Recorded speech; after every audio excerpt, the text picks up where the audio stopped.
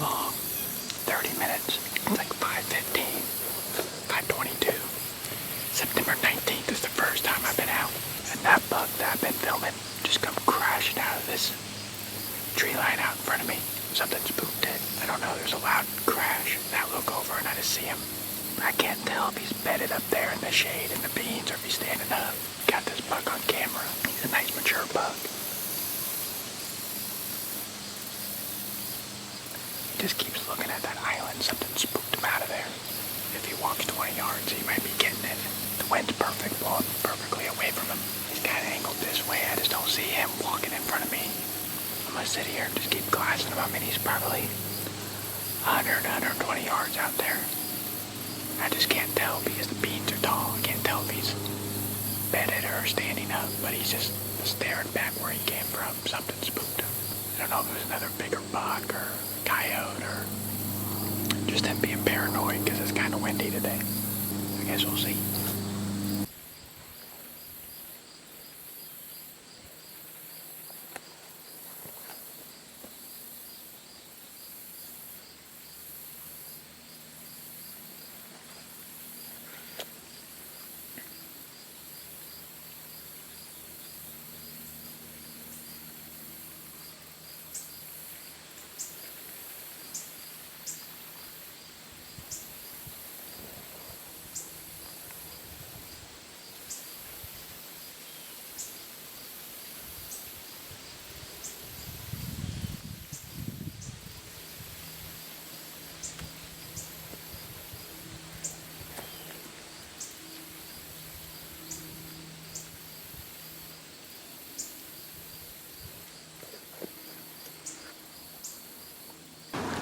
Second, 7 o'clock. I'm sitting in this cove in a cut bean field.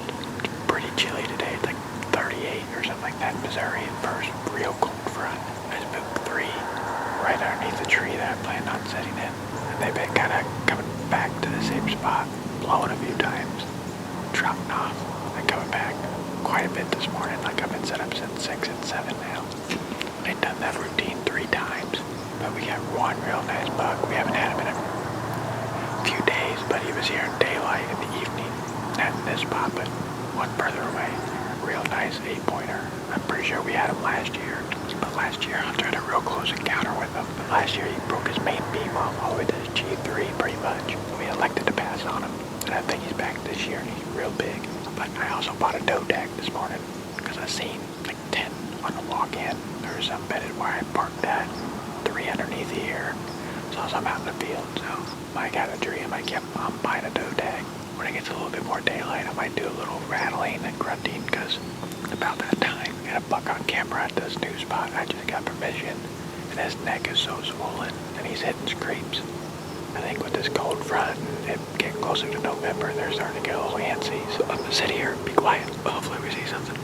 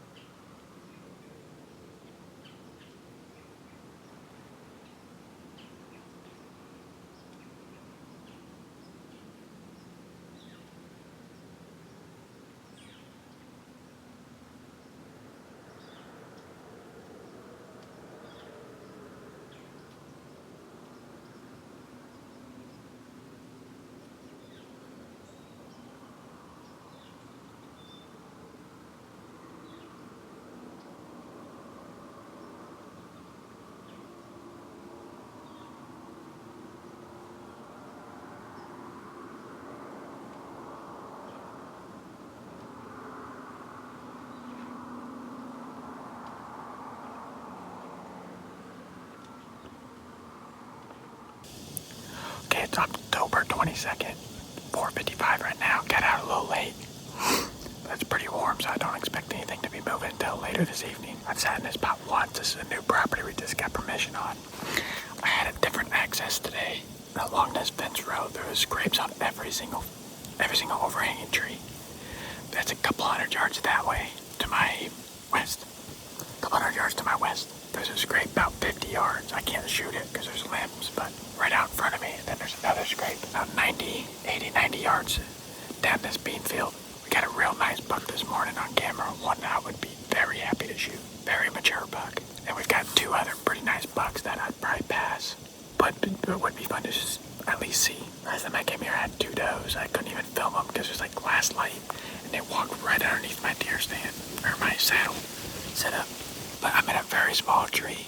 I don't really like my setup. I tried a new tree, one that I saw from the other tree, and I should have just stayed in that other tree. But at least this one I'm a little higher, so I won't get busted. But it's like a freaking thin tree, so with this wind you can hear I'm kind of swaying all around. But I'm hoping right at last light the wind will die down. That's when I'm expecting him to move. But I can see way further now today than I could the other day when I was here, just because I'm so much higher. So I should be able to see this whole bean field and then this CRP behind me. So I'm gonna sit here and be quiet and see what happens.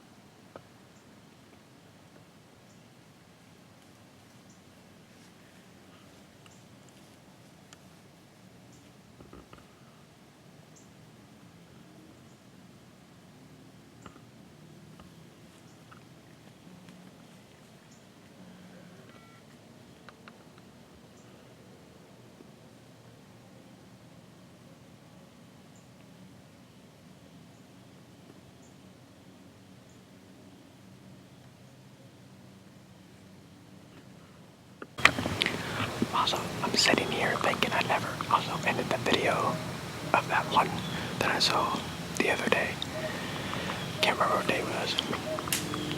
You saw it earlier, or you heard the date earlier in the video, but that one 10-pointer where half its rag was broke off. I couldn't really do an outro, mainly because that buck went out into the field, into the beans, and was eating. Then I had two does come right underneath my stand. I couldn't move, and they were kind of downwind. And they like kind of were being weary. The buck heard them walking around, so then it came to see what was going on. And then does and that buck stood underneath my stand for 45 minutes after dark. So I sat there for 45 minutes, and I was in such an uncomfortable position. I finally decided, like, I'm gonna try to coyote out. Maybe I'll just poke them off where they're not seeing me move or something like that. So I coyote out, and I could hear other things walking in the beans. I thought it was more deer. As soon as I coyote out, like, whatever, well, it was like 3 or 4 different things I could hear out there. As soon as I do that, I'll try to find, if I can get the clip, I sent it to Dad. A bunch of coyotes just start to go crazy, right? Like, probably less than 100 yards away. So finally, the bucks finally spook off, and so did the does. And I finally climbed down. I just wanted to get the heck out of there. I'm not gonna lie, I was pretty spooked about the coyotes because we went there a couple days before, and I had one kind of like charge me with my headlamp on. He finally turned around and ran away. He was like all manged up, so I was already on edge, and then that kind of just hyped my thing. But that's pretty much the outro to that saga. This really nice buck. I would have been tagged out there if he would have had both sides, because that was a real mature 10-pointer.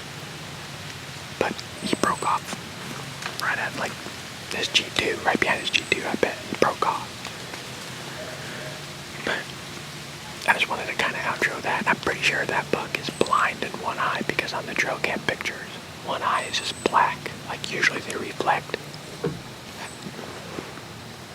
Freaking squirrel, but usually they reflect, and one eye was black. But that's another one of those instances.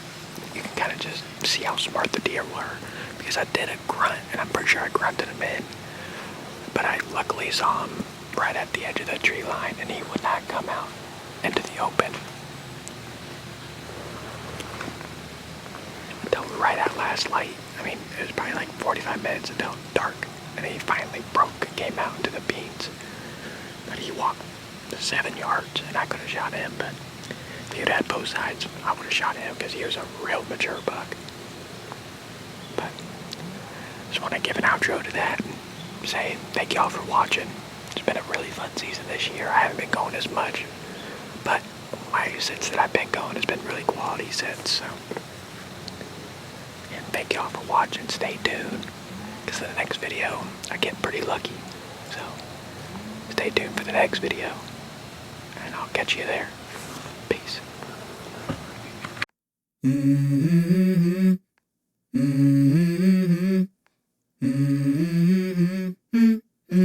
Let's go. I wake up to a little bit of drool on my pillow, feel like it's gonna be a bad day. Yeah, I'm tired of shit, and the coffee ain't hit yet, damn, ain't that great. I don't wanna go to work, cause my boss is a jerk, and I'm not even that paid. I need a change in my life, cause I don't feel alive, and there's nothing that makes me happy. Hold my beer for a minute, I'm about to quit my job, cash in for a ticket, I'm going